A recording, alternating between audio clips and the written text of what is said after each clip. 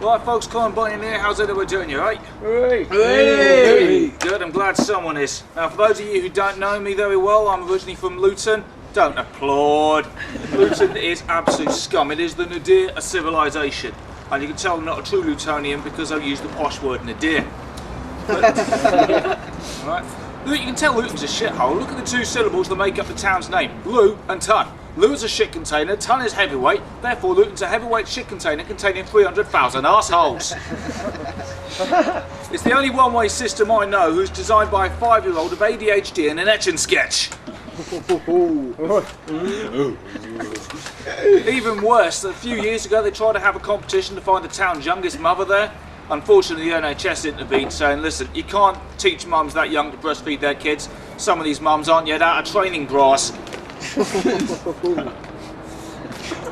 Of course Luton's renowned for having a racist history and a racist past. I don't mind saying that because I'm no longer part of Luton, therefore I can bloody get away with it. And for all these people who are watching on YouTube, how the bloody hell did you gain access to a computer first and foremost? But secondly, if you're against me for slating your town, tough. I lived there for 25 years, I come from experience. And if the judge wants to make criminals go on the straight and narrow, sod 25 years in jail with free accommodation, free meals and the chance to watch snooker every Sunday. How about living them for 25 years in Luton? That'll get him straighter than a quick slip wrist.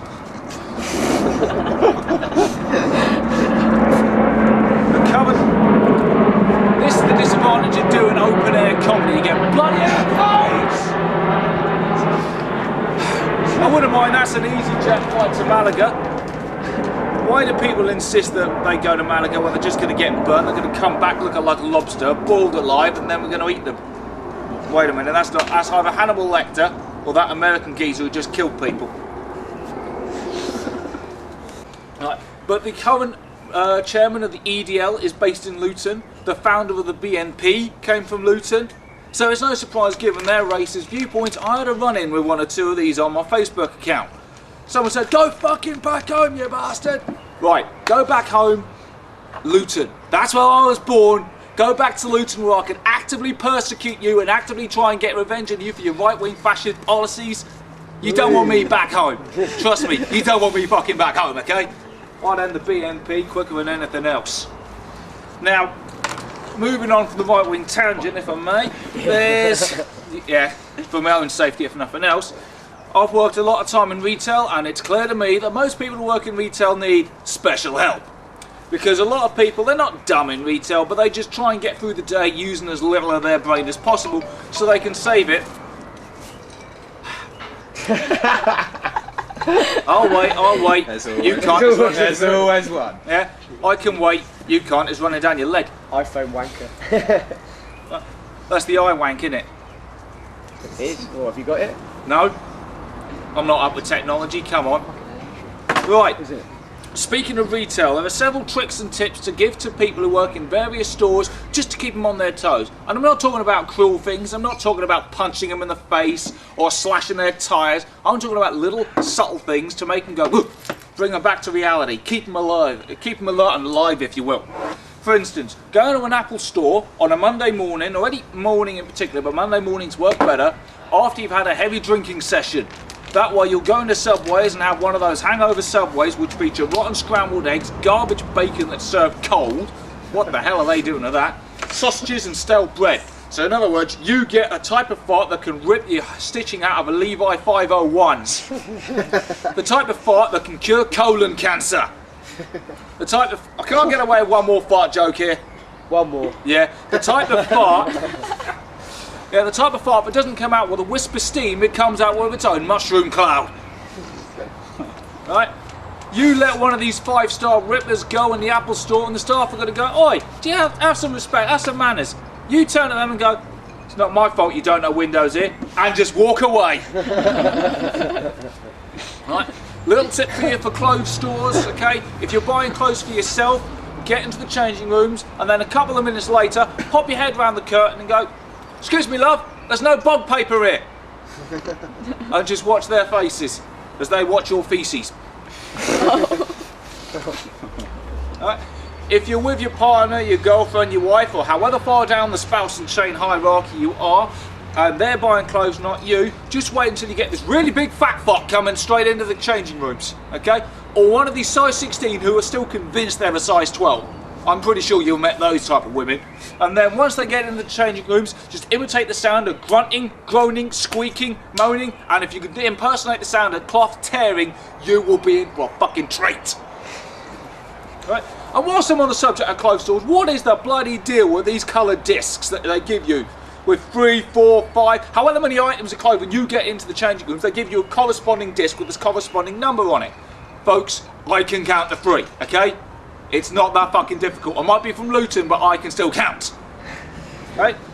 There's no point. To stop them stealing. It doesn't stop them fucking stealing though, because come on, 3 items. If I can't count to 3, how the hell am I meant to count to 120 quid, which is going to be how much this lot bloody costs? Such stupid people. Right, go into a chemist, okay? It's got to be a chemist or a pharmacist. Boots is fine, but we're not talking supermarkets. I've got my own one for that later on. But any chemist, buy a pack of condoms and then ask if they've got any fitting rooms. And there's another fucking sometimes I just wish there was a pair of towels there. I don't know whether you can see behind me.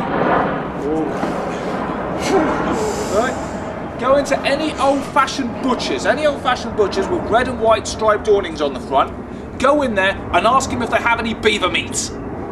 If they send you to the fishmongers, they understand the joke, and if they sell it, they're probably Polish. Next up, go into any supermarket. Not one of these large supermarkets with a car park the size of Wembley Stadium. One of these like Tesco, Metro, Sainsbury's, local, Asda small ones, whatever you want to call them. And try and get one of your criminal friends involved in this, because they're the only ones that'll have a tattoo with a barcode on themselves. Okay? And then take them through the self-checkout. See whether they scan, and if so, as what? Prime meat. Yeah, more than bloody likely. You know, high fat content, you know. I've also got a theory onto how to get rid of drugs from society. Okay? Legalise them. Now this isn't me being hip, this isn't me being hippie, this isn't me being left wing, this is me being hyperlogical. Because as soon as drugs get legalised, they're subject to health and safety, they're subject to quality control, and they're subject to being legal companies, which will screw a lot of mafia businesses in the first place who run the drugs. You can't even get drugs in schools and prisons anymore once you fucking legalise them. Right? And think about it like this.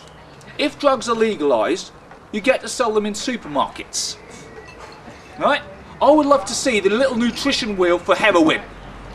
I can't have that heroin, there's got too much bloody sugar in it. Have you got this in sugar-free? Sugar-free's You know, and what about the health and safety for bloody cocaine? Make sure the £5 note is clean before use. But of course, whenever you go into supermarkets now, you don't just get premium range, you get smart price stuff, smart price heroin.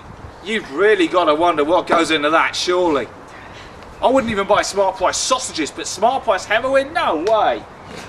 And I'm old enough to remember when smart price wasn't smart price in Asda's. Smart price used to be farm stores. Farm stores weed. Does that seem slightly dodgy to you, or is that just a farm in Northampton shit? No, wait, that wasn't the weed, that was when the farmer killed the burglar. Wasn't it Tony Martin? The one who killed the burglars? Yeah, that's getting back in your memory banks. Yeah. I'm going to end this with a little trick here regarding accents. 2 things actually. First of all, drum and bass music, everyone's banging on about it now because it's making a comeback, but every MC has a London accent. I think they're missing a trick here. Hello there! That's not the fastest accent in the world, but I reckon it'll work for MC. So I'm going to do drum and bass, West Country, MCing. Hello there, with no face, right, there's a big dog way, right loud in town with a fucking around, no one just going to be cider, keep you really oi, oh, what's some coming harvester, enjoy cider. It's an odd accent to have though, Mike, because I'm from Luton as I've alliterated to, but I say dirt, damn, I'm from the south. People in Yorkshire, apart from Leeds, I'll come back to that, they go, do you fancy coming to pub? In Leeds, the word that is completely alliterated, so you just go, do you fancy coming to pub? Which is, as a non-Yorkshireman or even as a non-Leeds person, that takes some getting used to.